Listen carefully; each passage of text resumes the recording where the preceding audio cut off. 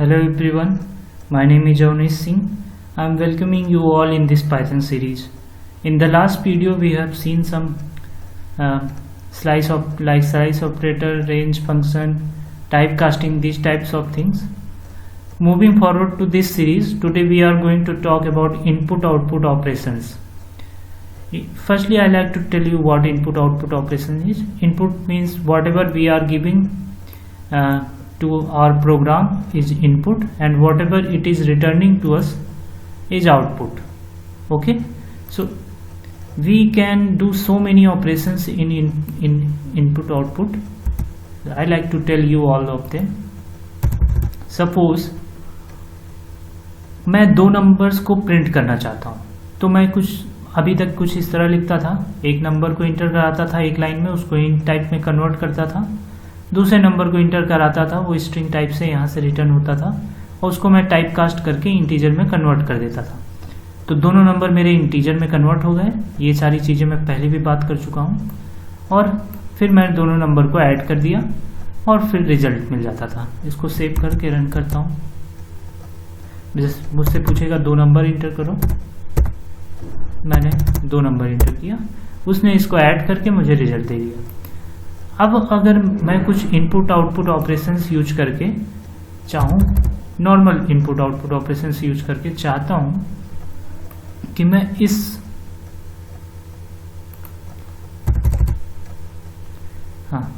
मैं कुछ input output operations करके चाहता हूँ, देखिए, कि मैं इस प्रोग्राम को एक लाइन में कर सकूं। तो मैंने क्या किया है, नॉर्मली जैसे यहाँ पे इनपुट कराने के लिए मैंने इनपुट मेथड यूज किया था, फिर इसको इंट में टाइप कास्ट किया था इंटीजर में, वो लिखा, फिर मैंने दूसरा भी लिखा सेम ऐसे ही, और बीच में प्लस सिंबल लगा दिया। मैं यहाँ पे इंट ये जो वैल्यूज यहाँ से आ रही हैं वो इंटीजर टाइप की आ रही हैं, तो प्लस साइन हमारा दोनों को ऐड कर देगा। ओके, तो ये इस तरह से फिर मैंने प्रिंट मेथड चला दिया। इस तरह से आप एक ही लाइन में ये 4 लाइन के प्रोग्राम को एक ही लाइन में कर पाएंगे। मैंने क्या किया है, प्रिंट मेथड चलाया, उसके अंदर एक डमी स्ट्रिंग लिखा हुआ है, और ये इस नंबर को जो मैं ले रहा हूँ, अब बाय डिफ़ॉल्ट ये स्ट्रिंग के टाइप का आ रहा है, फिर मैंने इसको इंटीजर में कन्वर्ट कर रहा हूँ। यहाँ से भी जो नंबर आ रहा है इनपुट मेथड की वजह से वो स्ट्रिंग में आ रहा है, फिर मैं इसको टाइप कास्ट करके इंटीजर कर रहा हूँ, और बीच में मैंने प्लस लगा दिया है। ओके, अगर मैं यहाँ पे स्ट्रिंग लेता और बीच में प्लस लगाता तो वो मुझे दोनों का कॉन्कैटिनेशन करके देता, बट यहाँ पे मैं दो इंटीजर वैल्यूज ले रहा हूँ, तो वो दोनों वैल्यूज को ऐड करके मुझे रिजल्ट दे देगा। ये एक लाइन में भी आप इसको कर सकते हैं। मुझे बस यहाँ पे यही दिखाना था आपको। ओके, आगे बढ़ते हैं कुछ अच्छे कॉन्सेप्ट्स की तरफ। अब हमारा मेन एम है कि हम एक ही लाइन में मल्टीपल वैल्यूज को कैसे रीड करें। ओके, अगर आपको मल्टीपल वैल्यूज को रीड करना है तो एक ही लाइन में कैसे रीड करें। अब हमारा मेन एम ये है। अभी तक हमको मल्टीपल वैल्यूज अगर लेना रहता है, जैसे सपोज कीजिए हमें 10 नंबर यूजर से इंटर कराने हैं। ओके, 10 नंबर यूजर के थ्रू इंटर कराने हैं, तो हम उसके लिए 10 बार लिखते थे, inter first number, inter second number, inter third number, inter fourth number, inter fifth, six, seventh. इस तरह हम 10 बार उसका इनपुट मेथड चलाते थे, तब हमें 10 बार वो नंबर मिलते थे।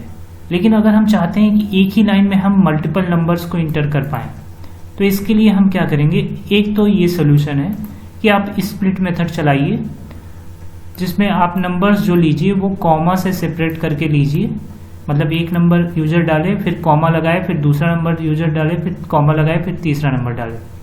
ओके, लेकिन यहाँ पे आप देखिए, आपको मैंने पहले भी बताया है, जब मैं इस str फंक्शन पढ़ा रहा था, str मेथड, तो उसमें मैंने बताया था कि स्प्लिट str का एक मेथड है। ओके, स्प्लिट सिर्फ str का ही मेथड है, तो इसलिए यहाँ से जो वैल्यूज हम ले रहे हैं वो स्ट्रिंग टाइप की ही होनी चाहिए, तभी स्प्लिट मेथड वर्क करेगा। अदरवाइज ये प्रोग्राम आपका नहीं चलेगा। आप यहाँ से सिर्फ स्ट्रिंग टाइप की ही वैल्यूज ले सकते हैं। अगर आपको इंटीजर टाइप की वैल्यूज लेना है तो उसके लिए मैं आगे आपको बताऊंगा किस तरह करना है, बट अभी यहाँ से आप सिर्फ स्ट्रिंग टाइप की ही वैल्यू ले सकते हैं। तो यहाँ पे मैंने बोला inter names of 3 colours, 3 colours के नेम देंगे हम। तो स्ट्रिंग ले रहे हैं तो हम कोट्स के अंदर लिखेंगे, और मैंने कॉमा करके लिखा हुआ है वहाँ पे कि, तो कॉमा लगा के उसको सेपरेट करेंगे वैल्यूज को। ओके,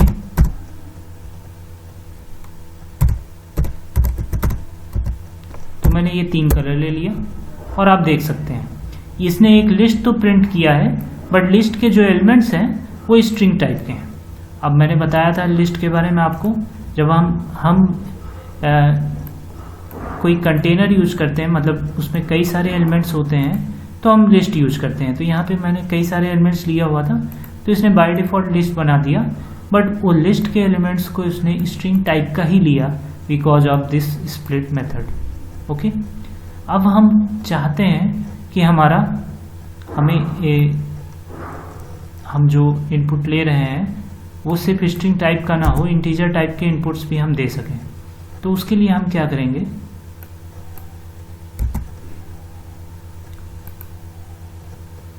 अगर आप चाहते हैं देखना कि हम अगर इंटीजर टाइप का मेथड लें तो फिर क्या होगा प्रोग्राम में, तो मैं आपको दिखाता हूँ।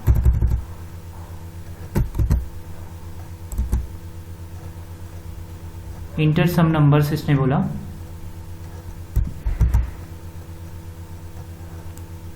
पहले मैं आपको प्रोग्राम दिखा देता हूँ। यहाँ पे मैंने ये प्रोग्राम लिखा हुआ है जिसमें मैंने यहाँ से वैल्यूज जो हमें मिल रही हैं उसको इंटीजर टाइप में कन्वर्ट करने की कोशिश किया है, जिससे हम इंटीजर वैल्यूज को भी ले सकें, और मैंने यहाँ पे स्प्लिट मेथड यूज किया हुआ है। अब देखिए, मैं यहाँ पे इंटीजर वैल्यूज लेता हूँ। ओके, तो ये क्या कह रहा है, invalid literals for int value के लिए ये इनवैलिड लिटरल है, मतलब स्प्लिट मेथड इंट वैल्यूज के साथ वर्क नहीं कर सकता है, जैसा कि मैंने आपको बताया। ओके, फिर आपके पास क्या तरीका है, अगर आप चाहते हैं कुछ वैल्यूज को इंटर कराना तो आप क्या कर सकते हैं, देखिए आपको क्या करना होगा। नॉर्मली जैसे आप वैल्यूज इंटर कर रहे हैं इनपुट मेथड के थ्रू, 3 वैल्यूज को इंटर कर रहे हैं, फिर डॉट स्प्लिट मेथड यूज कर रहे हैं, इतना आपको सेम करना होगा। फिर उसके बाद यहाँ से जो आप वैल्यूज ले रहे हैं उसको फॉर लूप हम चलाएंगे। फॉर लूप के अंदर एक वेरिएबल लेंगे, उसमें यहाँ से जो वैल्यूज ले रहे हैं स्टोर करते जाएंगे, और यहाँ से जो जब पूरी वैल्यूज यहाँ इसमें आ जाएंगी, इस इनपुट मेथड की सारी वैल्यू जब इस ए वेरिएबल में आ जाएगी तो इस ए वेरिएबल को हम इंट टाइप में टाइप कास्ट कर देंगे। ये बात आप समझ लीजिए। देखिए क्या कर रहे हैं, यहाँ से इनपुट मेथड चला के इंटर 3 नंबर्स हम यूजर से ले रहे हैं। हमने एक स्ट्रिंग टाइप का मेथड भी चलाया हुआ है, कॉमा के थ्रू हम नंबर्स ले रहे हैं। ओके, तो हम जब 3 नंबर्स ले रहे हैं उसके बाद उन नंबर्स को, अभी तो ये नंबर हमको स्ट्रिंग टाइप के मिलेंगे, ये स्ट्रिंग जैसे हमने 10, 20, 30 3 नंबर लिया, तो पहले 10 यहाँ पे आएगा ए में, फिर 20 आएगा, फिर 30 आएगा। ये तीनों अभी स्ट्रिंग टाइप के ही हैं।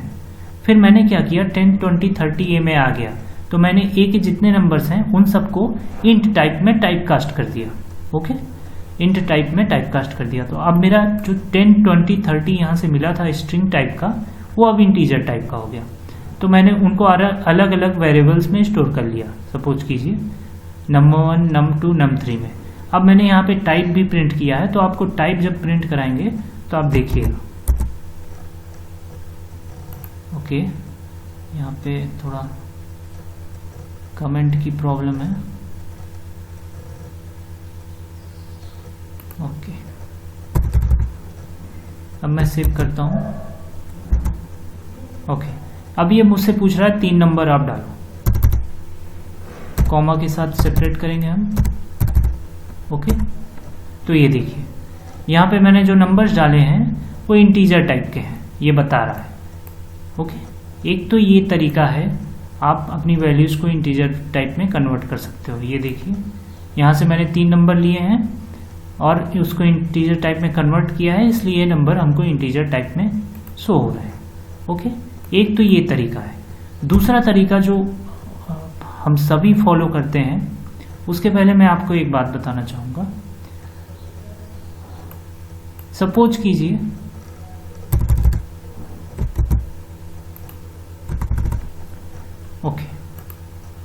सपोज कीजिए आपने एक वेरिएबल बनाया n और उसमें कुछ नंबर्स किया और उनको प्लस सिंबल के साथ रखा, 10 + 20 + 30, और फिर मैंने प्रिंट कराया। तो इसका आंसर क्या आएगा? आप लोग सोचिए। इसका बहुत सारे आंसर हो सकते हैं। एक तो ये पूरी स्ट्रिंग सेम प्रिंट हो जाए, या फिर दूसरा ऑप्शन हो सकता है कि 10 + 20 + 30 ऐड हो जाए, 60 आंसर आ जाए। तो रन करके देखते हैं। ये आया 10 + 20 + 30 सेम। ऐसा क्यों आया? क्योंकि हमने एक स्ट्रिंग लिया हुआ था, उसी स्ट्रिंग को प्रिंट कर दिया है, तो स्ट्रिंग सीधा सिंपल प्रिंट हो गया। बट इवैल मेथड की बात करते हैं। इवैल मेथड क्या करता है? To evaluate an expression we use eval method. Okay, this method will convert input values to its appropriate type. ये बात समझने वाली है। ये मेथड क्या करता है? जो भी इनपुट आप देते हो उसको ऑटोमेटिकली समझ लेता है कि किस टाइप का इनपुट आप दे रहे हो, उसी इनपुट के एप्रोप्रिएट टाइप आपको आउटपुट देगा वो। मीन्स अगर आप डिफाइन नहीं कर रहे हो अलग से कि आप जो वैल्यूज दे रहे हो ये इनपुट टाइप की है, ओके, सॉरी इंटीजर टाइप की है, ओके, तो ये इवैल मेथड अगर आप चलाओगे और उसके अंदर आप इंटीजर वैल्यूज का एक्सप्रेशन लिखोगे, मैं प्रोग्राम के थ्रू आपको समझाता हूँ। जैसे ये प्रोग्राम था तो इसमें ओके, इस प्रोग्राम की बात करते हैं। यहाँ पे मैंने ये सेम इनपुट लिया 10 + 20 + 30, इवैल मेथड चलाया और टाइप भी लिखा है, प्रिंट कराया है और एन भी प्रिंट किया है। ओके, अब पहले आउटपुट आप इसका देख लो। ये देखिए, इसने वैल्यूज को ऐड कर दिया है और टाइप भी बताया कि इंट। ये कैसे हो गया? जबकि यहाँ पे मैंने स्ट्रिंग के अंदर वैल्यूज दिया हुआ है फिर भी। तो यही बात है इवैल मेथड के पास। इवैल मेथड समझ रहा है कि मैं यहाँ पे जो वैल्यूज दे रहा हूँ ये इंटीजर टाइप की है, और इंटीजर टाइप की वैल्यूज के बीच में मैं ऑपरेटर प्लस यूज कर रहा हूँ। ओके, तो प्लस अगर इंटीजर के साथ में यूज कर रहा हूँ तो मैं ऐड ही करना चाहता हूँ तभी यूज कर रहा हूँ। अदरवाइज अगर मुझे प्लस ऑपरेटर यूज करना होता दो स्ट्रिंग को कॉन्केनेट करने के लिए, तो मैं यहाँ पे सीधा स्ट्रिंग देता। लेकिन मैं इंटीजर टाइप के इनपुट्स दे रहा हूँ तो वो समझ जाएगा कि मैं ऐड करना चाह रहा हूँ, इसीलिए मैं इंटीजर टाइप का इनपुट दे रहा हूँ। तो यही बात यहाँ पे थी कि this method will convert input values to its appropriate type. तो इसने इसके एप्रोप्रिएट टाइप में उसको कन्वर्ट कर दिया वैल्यूज को, जो कि इंटीजर टाइप है। तो इंटीजर टाइप में कन्वर्ट कर दिया इसने, तो इन तीनों को ऐड कर दिया। तो इवैल मेथड ये काम करता है आपका। If you are giving some random data then by default it will store it like a tuple. आप कुछ रैंडम डेटा अगर दोगे तो ये इसको इवैल मेथड के थ्रू, अगर आप कुछ रैंडम डेटा दे रहे हो तो उसको ये टपल के रूप में यूज करेगा। Okay, it is frequently used function in Python to convert input into corresponding type. ये बहुत यूजफुल है, ये इवैल मेथड बहुत यूजफुल है, फ्रीक्वेंटली यूज होता है पाइथन में। किसी भी इनपुट टाइप को उसके करस्पॉन्डिंग टाइप में कन्वर्ट करने के लिए। ओके, आगे बढ़ते हैं। जैसा कि मैंने कहा कि अगर आप कुछ रैंडम डेटा दे रहे हो तो ये उसको टपल के रूप में लेगा। अब हम देते हैं कुछ डेटा अगेन।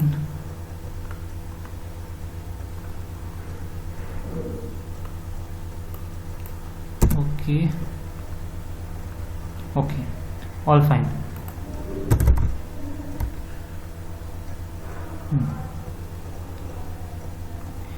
हम देते हैं, यहाँ पे मैंने इवैल मेथड यूज किया है। मैंने फिर इनपुट मेथड के थ्रू कुछ मैंने बोला है कि कुछ एलिमेंट्स को आप इंटर करो। ओके, तो मैं इसको सेव करता हूँ। और रन करता हूँ। कुछ रैंडम इनपुट देता हूँ और देखता हूँ क्या होता है। ये देखिए मैंने रैंडम इनपुट्स दिया और इसने ऑटोमेटिकली, मैंने ये भी इसको नहीं बताया कि ये टपल टाइप का इसको लो, लेकिन इसने ऑटोमेटिकली टपल टाइप का ले लिया। अब आप सोचोगे कि मैं टपल ही क्यों लूँ, मुझे अगर लिस्ट टाइप का बनाना है तो मैं क्या करूँ। इस टाइप के क्वेश्चंस आपके दिमाग में आएंगे। डिक्शनरी टाइप का बनाना है तो क्या करूँ। तो आप देखिए, एक तो ये मेथड आपसे एक ही आप मतलब कीबोर्ड से एक से ज़्यादा वैल्यूज ले रहा है, ओके।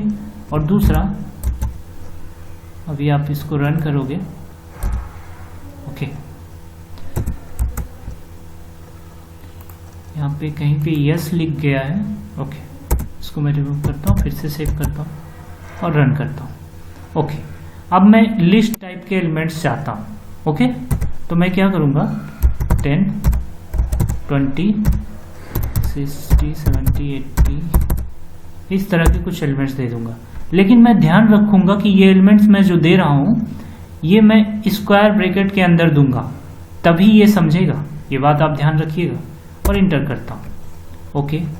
अभी आप ये लिस्ट के रूप में आपको एलिमेंट दे दिया, बट अगर आप इसका टाइप नहीं डिफाइन करोगे, मीन्स आप इस रैंडमली नंबर्स दे दोगे, उसको स्क्वायर ब्रैकेट या पैरेंथेसिस या फिर कर्ली ब्रेसेस के अंदर नहीं डिफाइन करोगे, तो एक ट्यूपल के रूप में लेगा, ओके। अब आप सपोज कीजिए हम इसको टेस्ट करते हैं, कुछ ऐसे नंबर देते हैं जिसमें तीनों टाइप के इनपुट हो, मीन्स इंटीजर टाइप का हो, स्ट्रिंग टाइप का भी हो और फ्लोट टाइप का भी हो। तो ये क्या करेगा आप सोचिए। जैसे कि मैंने बताया था, अगर आप रैंडम इनपुट दे रहे हो तो ये टुपल के रूप में कन्वर्ट कर देगा, और हमारा टुपल, लिस्ट, डिक्शनरी जितने भी हैं सब के सब हर टाइप के डेटा को एक्सेप्ट करते हैं, मतलब इंट, str और बूल सब टाइप के। अभी मैं रन करके एक डिक्शनरी का एग्जांपल भी आपको दिखा देता हूँ। मैं डिक्शनरी के लिए मैं जैसा जानता हूँ कर्ली ब्रेसेस यूज करूँगा, मैं id यूज करूँगा। यहाँ पे कुछ इस तरह हम डिक्शनरी बनाते हैं, अगर आपको याद हो तो।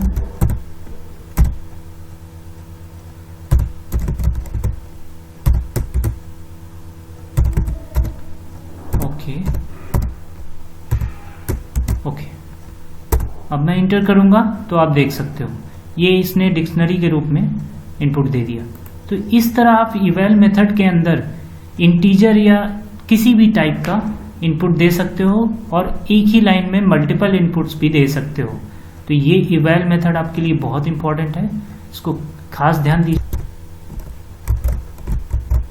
अगर आप ये एग्जांपल देखो तो इस तरह के प्रोग्राम मैंने ऊपर भी किए हुए हैं, जिसमें मैं इनपुट लेता था और इनपुट के अंदर मैं देखता था, उसको फॉर लूप के चला के एक वेरिएबल में स्टोर करता था वैल्यूज को। फिर उस वैल्यू को मैं इंटीजर टाइप या फ्लोट टाइप या फिर str टाइप तो है ही है, बूल टाइप, इस टाइप में कन्वर्ट करता था।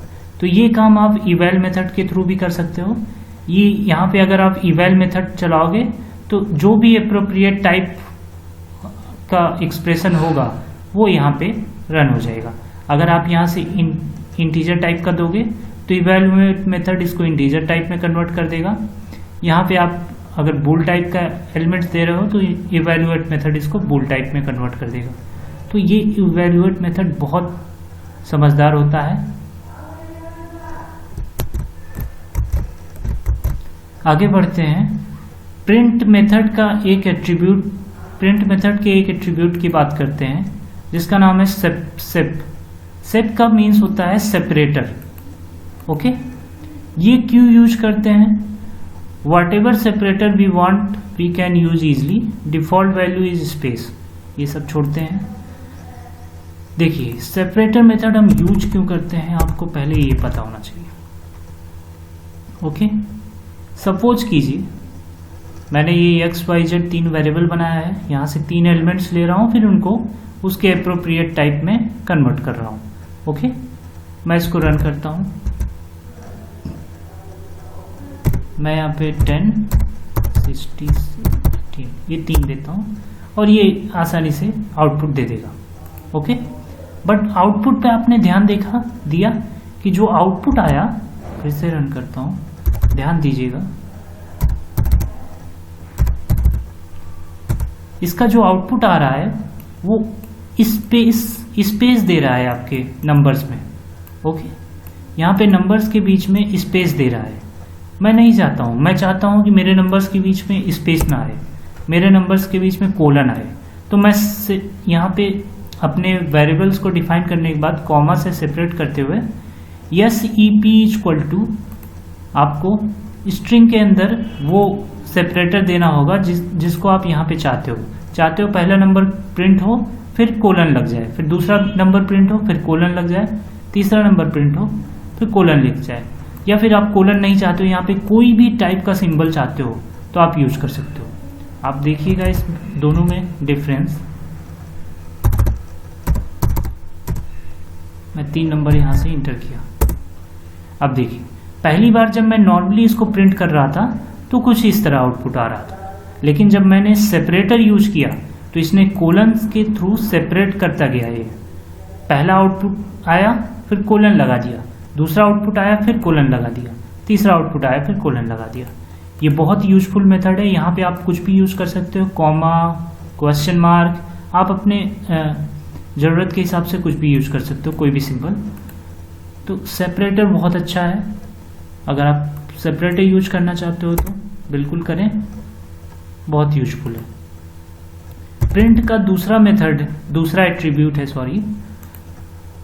And attribute. Okay, end attribute, अभी आप एंड एट्रीब्यूट में if you want to add something to the end of the element and don't want to break the line.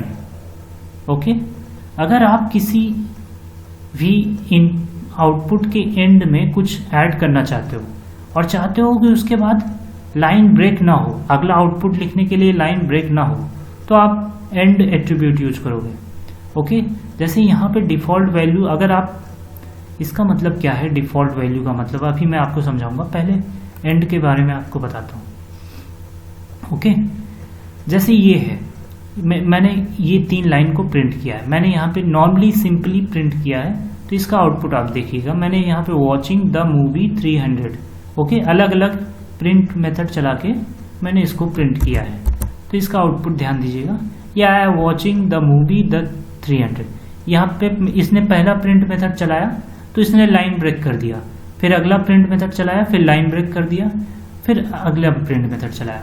हाँ, अगर मैं चाहता हूँ कि ये तीनों एक ही लाइन में आए, मीन्स वॉचिंग के बाद द मूवी फिर 300 आ जाए, और मैं अलग अलग प्रिंट मेथड यूज कर रहा हूँ, फिर भी एक प्रिंट मेथड के थ्रू नहीं, अलग अलग प्रिंट मेथड भी यूज करूँ और ये तीनों एक ही लाइन में आए भी, तो उसके लिए मैं क्या करूँगा, मैं एंड यूज करूँगा।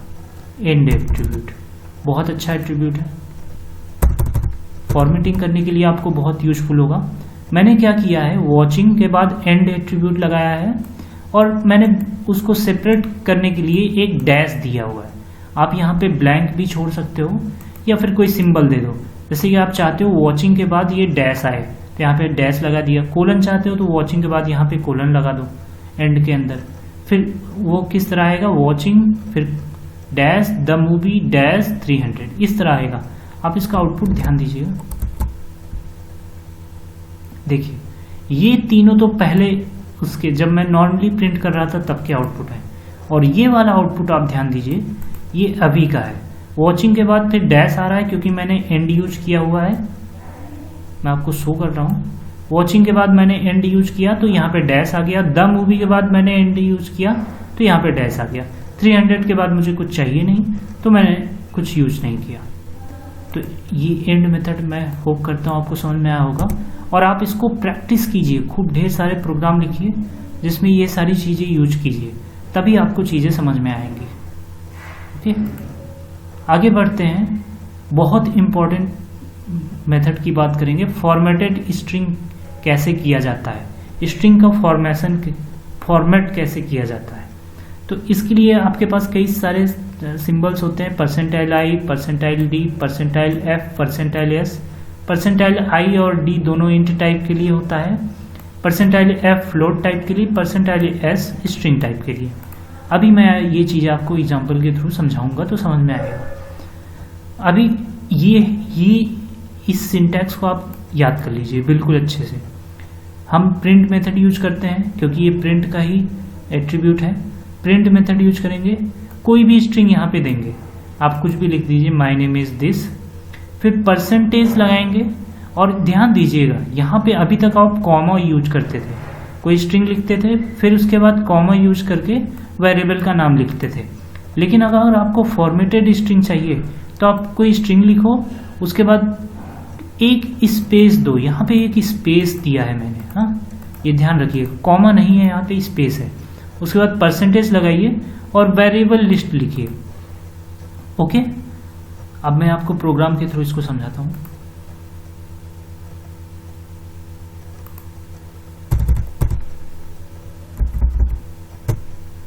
ओके,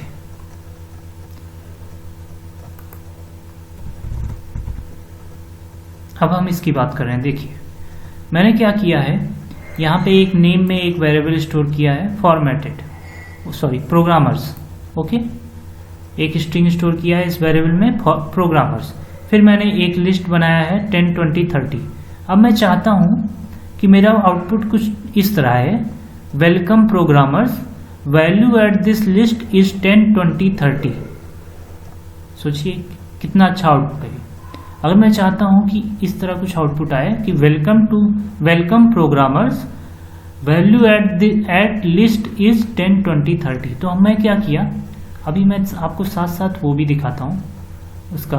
आपने सिंटैक्स अगर देखा होगा तो मैं यहाँ पे कोई एनी स्ट्रिंग करते थे यहाँ पे, हाँ, तो मैंने यहाँ पे स्ट्रिंग क्या यूज किया है, वेलकम, परसेंटाइल एस इसलिए यूज किया है जिससे ये मेरा प्रोग्रामर्स यहाँ पे आ जाए। Okay, value at the list is percentile S. Okay, तो ये दूसरा वाला परसेंटाइल एस इस लिस्ट को प्रिंट कराने के लिए कर रहा है। ओके, यहाँ पे देखिए एनी स्ट्रिंग, ये इतना पार्ट हो गया। अब देखिए, अब मैंने कोट्स बंद किया है, उसके बाद मैंने एक स्पेस दिया है। मैंने बताया था आपको यहाँ पे स्पेस देना है, जब भी आप अपनी स्ट्रिंग लिख लो उसके बाद आप एक स्पेस दो। ओके, ये परसेंटाइल एस इसको प्रिंट करने के लिए लगाया गया है। ओके, फिर मैंने क्या किया, परसेंटेज, मैंने यहाँ पे भी आप सिंटैक्स में देखो, परसेंटेज ऑफ वेरिएबल लिस्ट। अब वेरिएबल लिस्ट मतलब यहाँ पे कई सारे वेरिएबल्स हो सकते थे, इस टाइम यहाँ पे 2 हैं। तो सबसे पहले जिसको मुझे प्रिंट करना है, इसको आप ध्यान दीजिएगा, मैंने सबसे पहले इसको प्रिंट करना है, इसलिए मैंने पहले नेम को प्रिंट कराया। अगर मैं, और उसके बाद फिर मुझे लिस्ट प्रिंट करना है, इसलिए मैंने लिस्ट प्रिंट कराया। अगर मुझे पहले लिस्ट को प्रिंट कराना होता तो मैं एन को पहले यहाँ पे लिखता, बाद में नेम लिखता, तो लिस्ट पहले प्रिंट होती, नेम बाद में। अब इसको मैं रन करता हूँ, आप देखिए, welcome programmers, value at the list is this. Okay, आप इसको अच्छे से समझिएगा, इसमें जितनी बातें थी मैंने समझा दिया है आपको। सिंटैक्स देखिएगा, बातों को समझिएगा। ये परसेंटाइल एस इसलिए लगाया जिससे यहाँ से इस वैल्यू को फेच कर सकें। मैंने यहाँ पे बताया था, एक बात आपने देखना, स्ट्रिंग टाइप की वैल्यूज के लिए हम परसेंटाइल एस यूज करते हैं। ओके, और इन टाइप के लिए तो आप परसेंटाइल एफ छोड़ के बाकी सब यूज कर सकते हो। परसेंटाइल एस भी आप यूज करोगे और इन टाइप की वैल्यूज लेना चाहोगे तो वो भी फेच हो जाएगी। ओके, आगे बढ़ते हैं, रिप्लेसमेंट ऑपरेटर की बात करते हैं। ओके, ये बहुत यूजफुल है, बहुत ज़्यादा यूज होता है, समझ लीजिए। अभी तक जितनी चीज़ें आप आज बताया मैंने, सबसे ज़्यादा यूजफुल यही है। इसमें एक फंक्शन होता है फॉर्मेट, जिसको हम स्ट्रिंग डॉट फॉर्मेट करके यूज़ करते हैं, और मैं आपको प्रोग्राम के थ्रू बताता हूँ कैसे होता है।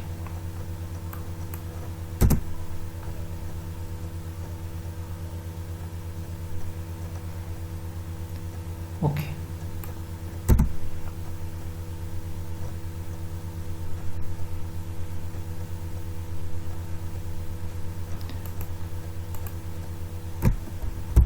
मैं पहले बाकी चीज़ों को कमेंट कर देता हूँ।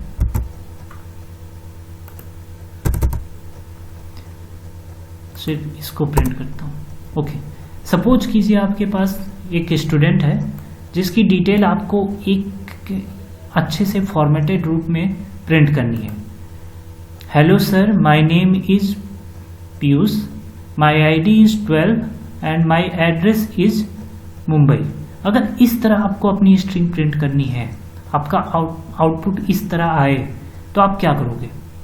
आप रिप्लेसमेंट ऑपरेटर यूज करोगे। बहुत सिंपल है ये। इसको हम कर्ली ब्रेसेस के थ्रू डिनोट करते हैं। ओके, मैंने क्या किया है, मैंने 3 वेरिएबल बनाया है, स्टूडेंट का नाम, स्टूडेंट की आईडी, स्टूडेंट का एड्रेस, उसमें वैल्यू स्टोर कर दिया है। ओके, अब मैं क्या किया है, hello sir my name is, अब मैंने यहाँ पे रिप्लेसमेंट ऑपरेटर बनाया है और उसकी इंडेक्स प्रिंट कर दिया। मीन्स यहाँ पे 0 मैंने इसलिए प्रिंट किया है, इसका मतलब है कि मैं यहाँ पे आउटपुट में आए,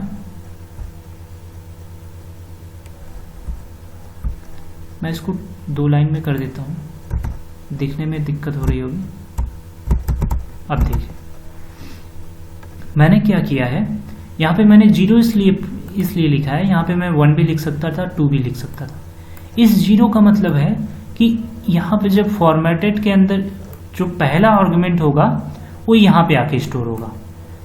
ठीक है, 1 का मतलब है कि जब मैं फॉर्मेट के अंदर और फॉर्मेट मेथड के अंदर जो दूसरा आर्गुमेंट होगा वो 1 पे आके स्टोर होगा, और फॉर्मेट मेथड के अंदर जो तीसरा आर्गुमेंट होगा वो 2 पे स्टोर होगा। अगर आप पाइथन की इंडेक्सिंग को फॉलो करो तो ये 0th इंडेक्स पे है, ये फर्स्ट इंडेक्स पे है, ये सेकंड इंडेक्स पे है। ओके, तो फर्स्ट 0th इंडेक्स का मैंने 0 यहाँ 0 लिखा हुआ है, तो रिप्लेसमेंट ऑपरेटर के 0 यहाँ पे आके स्टूडेंट का नेम स्टोर हो जाएगा, यहाँ से आके स्टूडेंट की आईडी स्टोर हो जाएगी, यहाँ से आके स्टूडेंट का एड्रेस स्टोर हो जाएगा। अब मैं इसको रन करता हूँ। आप देखिए यहाँ पे मैंने कोई कॉमा नहीं लगाया है। जैसे ही मैंने कोट्स बंद किया, स्ट्रिंग बंद किया, मैंने कॉमा नहीं लगाया है। जैसा कि मैंने देखा था फॉर्मेटेड स्ट्रिंग में हम एक स्पेस देते थे। ओके, उसी तरह हम यहाँ पे डॉट लगाते हैं, डॉट लगा के फॉर्मेट मेथड यूज करते हैं, और उसमें हम जो वेरिएबल्स जो हमने लिखे हुए हैं उनको प्रिंट करते हैं। और अगर हमने यहाँ पे उनका फॉर्मेटिंग के टाइम में उनकी इंडेक्स नंबर यहाँ पे दी हुई है तो उसी टाइप से हम इसको प्रिंट भी करते हैं। अब ध्यान दीजिएगा, यहाँ पे st नेम पहले 0 दिया हुआ है, तो 0th इंडेक्स पे st नेम होना चाहिए। st नेम अगर यहाँ लिखा हुआ है तो फिर ये 0 पे जो लिखा रहेगा उसको ही फिच करेगा। ये बात ध्यान दीजिएगा, यहाँ पे जो लिखा रहेगा 0th इंडेक्स पे वही यहाँ पे आएगा। ये चीज़ आप ध्यान रखिएगा। ओके, रन करते हैं।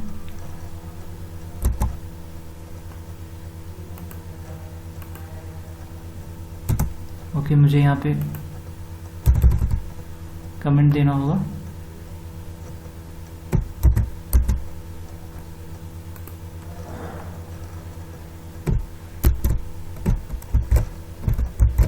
ओके, मैंने ये दोनों को कमेंट नहीं किया था इसलिए प्रॉब्लम आ रही थी। अब देखिए आउटपुट देखिए, hello sir my name is Piyush, my ID is 12 and my address is Mumbai. Okay, जैसा कि मैंने आपको बताया कि यहाँ से नेम आ जाएगा। ये सारे रिप्लेसमेंट ऑपरेटर मीन्स है कि यहाँ पे हम कुछ रिप्लेसमेंट ऑपरेटर यूज कर रहे हैं जिससे हमारा जो वेरिएबल है वो रिप्लेस होता जा रहा है। वेरिएबल में जो भी चीज़ें आई हैं वो आसानी से रिप्लेस होता जा रहा है। अब आपके दिमाग में क्वेश्चन होगा कि क्या मुझे यहाँ पे 0, 1, 2 इस तरह लिखना जरूरी है? बिल्कुल नहीं, आप उसको ब्लैंक भी छोड़ सकते हो। मैं दिखाता हूँ कैसे। इसमें हमने क्या किया है, मैंने उसकी इंडेक्स को ब्लैंक छोड़ दिया है। लेकिन अब आपको क्या ध्यान देना होगा, जो आप पहले प्रिंट करा रहे हो वो यहाँ प्रिंट होगा, सेकंड इंडेक्स पे जो प्रिंट करा रहे हो वो सेकंड रिप्लेसमेंट पे प्रिंट होगा, थर्ड इंडेक्स पे जो आप वेरिएबल दे रहे हो वो थर्ड रिप्लेसमेंट पे प्रिंट होगा। ये चीज़ आप ध्यान दीजिएगा। अगर स्टूडेंट आईडी को मैं उठा के यहाँ से करता हूँ,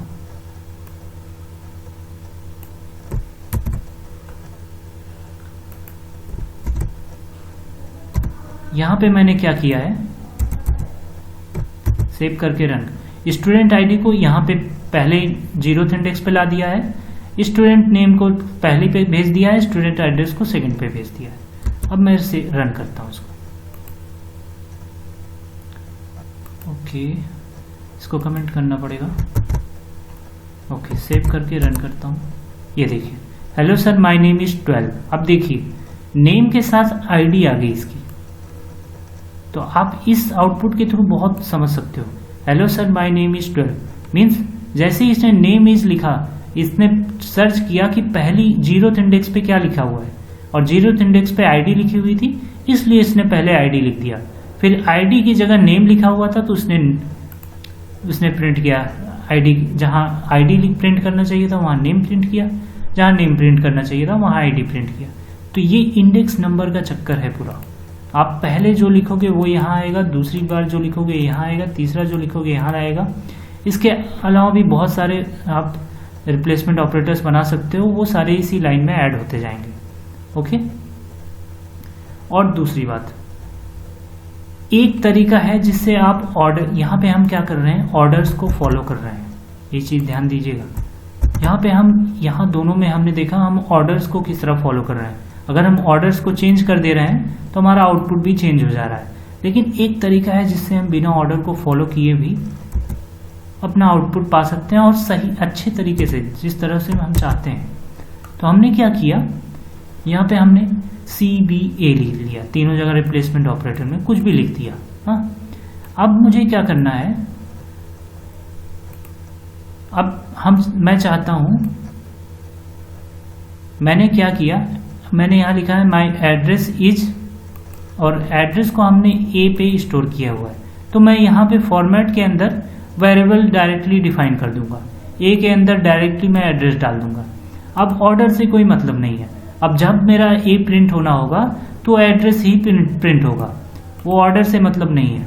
अब जब भी मेरा B प्रिंट होना होगा तो स्टूडेंट का नाम ही प्रिंट होगा, वो किसी भी ऑर्डर में लिखा हो। अब जब भी मेरा स्टूडेंट की आईडी प्रिंट होनी होगी तो मैंने उसको C नाम के वेरिएबल में बना के रखा है, तो C ही प्रिंट होगा। ओके, यहाँ से मैंने वेरिएबल्स को चेंज किया हुआ है। अभी तक ये स्टूडेंट एड्रेस जो चीज़ें थी उनको A, B और C में अलग से स्टोर कर लिया है, और ऑर्डर को ना फॉलो करते हुए यहाँ पे मैं रन करता हूँ प्रोग्राम को। देखिए परफेक्टली फाइन आउटपुट आया, hello sir my name is. Okay, हमने यहाँ पे B में, ओके पहले C में, ओके यहाँ पे C मैंने प्रिंट किया है और C में मैंने ID रख दिया है। अगर मुझे यहाँ पे नेम प्रिंट करना है तो ST नेम यहाँ लिखना होगा, और B फिर उसके बाद B में मुझे यहाँ पे ST ID लिखना पड़ेगा, क्योंकि यहाँ पे IDs है। तो मैंने थोड़ा अपना फॉर्मेट ही चेंज कर दिया था, इसलिए आउटपुट इस तरह आया। लेकिन अगर आप चाहते हैं कि आपको ऑर्डरिंग ना फॉलो करना पड़े तो आप 3 वेरिएबल या 4 जितने भी आपके रिप्लेसमेंट ऑपरेटर हैं उन पे एक एक वेरिएबल बना लीजिए, और आप वैल्यूज़ को उन्हीं वेरिएबल में स्टोर कर दीजिए। ओके, तो आपका ऑर्डर फॉलो करने की ज़रूरत नहीं पड़ेगी। आगे बढ़ते हैं। कमांड लाइन आर्गुमेंट्स, ये इसका मैं प्रोग्राम आपको नहीं शो करूंगा क्योंकि मैं अभी कमांड लाइन नहीं यूज कर रहा हूँ। मैं कभी कमांड लाइन यूज करूंगा तो आपको ये सारी चीज़ें शो करके दिखा दूंगा, बट अभी आपको लिए जानना इतना जरूरी ये है कि the argument which are passing from command prompt are command line arguments. वो आर्गुमेंट जो हम कमांड प्रॉम्प्ट के थ्रू पास करेंगे वो कमांड लाइन आर्गुमेंट्स होंगे। There is one predefined variable in Python, by using you can able to get arguments. Okay, अगर ये command line जो कमांड लाइन प्रॉम्प्ट पे आप जो आर्गुमेंट दे रहे हो उनको आपको फेच करना है तो कैसे करोगे? उसके लिए आपके पास argv नाम का वेरिएबल है जो कमांड लाइन आर्गुमेंट या वैल्यूज को होल्ड करने के लिए होता है। तो उस वेरिएबल को रन करा के आप जो भी कमांड प्रॉम्प्ट में लिखे रहोगे वो उसको प्रिंट कर सकते हो। Argument variable is of type and its list type and its variable is available in sys module। Okay, command line argument में आप जो भी इनपुट करोगे, इनपुट लिखोगे कमांड प्रॉम्प्ट में, कमांड लाइन आर्गुमेंट देते टाइम जो भी इनपुट आप दोगे वो लिस्ट टाइप का इनपुट होगा। ओके, ये बाय डिफॉल्ट लिस्ट टाइप का इनपुट होता है। और आपको ये argv वेरिएबल जो है इसको अगर यूज करना है तो इसके लिए आपको sys मॉड्यूल इंपोर्ट करना पड़ेगा। ये वेरिएबल sys मॉड्यूल के अंदर होता है, तो कुछ इस तरह आप इंपोर्ट कर सकते हो। अगर आप कमांड लाइन यूज कर रहे हो अभी भी, तो आप फ्रॉम sys import argv, फिर उसके बाद लिख दीजिए प्रिंट argv या फिर argv। तो ये आपको टाइप दे देगा, टाइप बता देगा लिस्ट टाइप का आप वैल्यूज स्टोर कर रहे हो। कुल मिला के बात इतनी है कि argv एक वेरिएबल है जो कमांड लाइन आर्गुमेंट्स को स्टोर करने या होल्ड करने के लिए होता है, और ये जो कमांड लाइन वैल्यूज आप दे रहे हो ये लिस्ट टाइप की होती हैं। और argv वेरिएबल आपको यूज करना है तो आपको sys मॉड्यूल इंपोर्ट करना पड़ेगा। इंपोर्ट करने के लिए कुछ इस तरह का सिंटैक्स है और आप काम कर सकते हो। तो इस वीडियो में हम इतना ही रखते हैं। आगे आने वाले वीडियोस में, नेक्स्ट वीडियो में होपफुली हम फ्लो कंट्रोल स्टार्ट करेंगे।